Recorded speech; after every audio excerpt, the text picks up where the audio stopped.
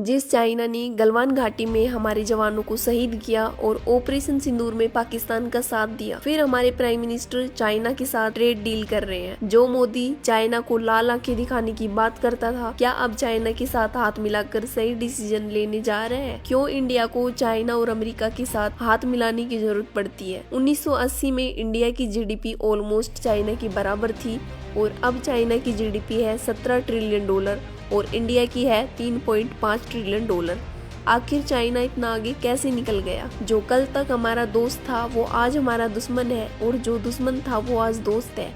और ये तो सदियों से चलता आ रहा है, ये कोई नई बात थोड़ी ना है। गलवान घाटी में हुए हादसे के बाद हमने खूब बॉयकॉट चाइना के नारे लगाए, देशभक्ति फूटी।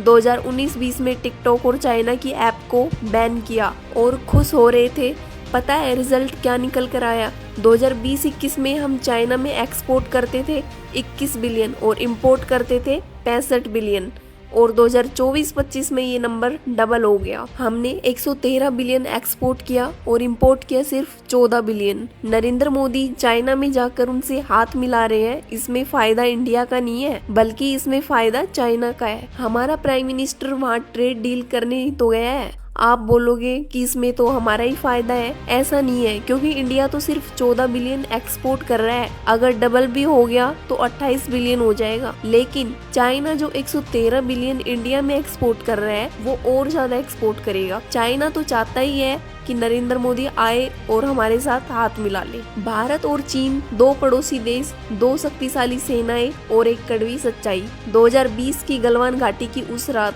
जब हमारे 20 से ज्यादा वीर जवानों ने अपनी जान कुर्बान कर दी, पूरा भारत गुस्से और दुख से भर गया। सवाल उठा, क्या चीन हमारा दुश्मन है या सिर्फ एक व्यापारिक पार्टनर? गलवान घाटी की लड़ाई ने भारत चीन रिश्ते की असलियत को सामने रख दिया। चीन ने न केवल सीमा पर विश्वासघात किया बल्कि पाकिस्तान जैसे देशों को भारत के खिलाफ उकसाया। ऑपरेशन सिंदूर में पाकिस्तान का साथ देकर चीन ने साफ कर दिया कि उसकी नीयत भारत के प्रति कभी साफ हो ही नहीं सकती।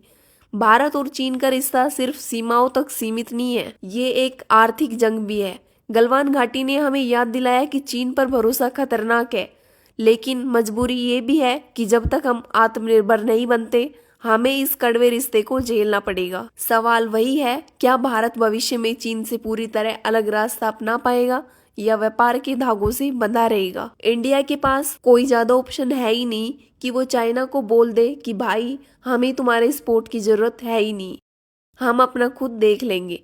क्योंकि अमेरिका ने तो इंडिया पर टैरिफ लगा ही दिया और इंडिया अभी इतना डेवलप हुआ नहीं है कि उल्टा उस पर टैरिफ लगा सके। आपके प्रधानमंत्री नरेंद्र मोदी जिस एयर इंडिया 777-300 ER में सफर करता है वो अमेरिका की बोइंग कंपनी द्वारा मैन्युफैक्चर किया गया है। अगर एरोप्लेन में कोई खराबी आती है तो अमेरिका की बोइंग कंपनी के द्वारा मंगाया जाता है।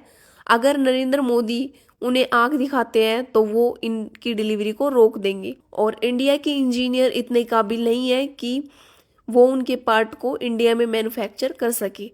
जो मीडिया दिखाती है कि इंडिया ने तो चाइना के साथ हाथ मिला लिया और ट्रम्प इससे बौखला गए, ऐसा कुछ नहीं है। अमेरिका चाहे तो आप अपने फ़ोन और लैपटॉप को लॉगिन तक नहीं कर पाओगे क्योंकि जो ईमेल आप यूज़ कर रहे हो वो अमेरिका की कंपनी गूगल द्वारा ही बनाई गई है।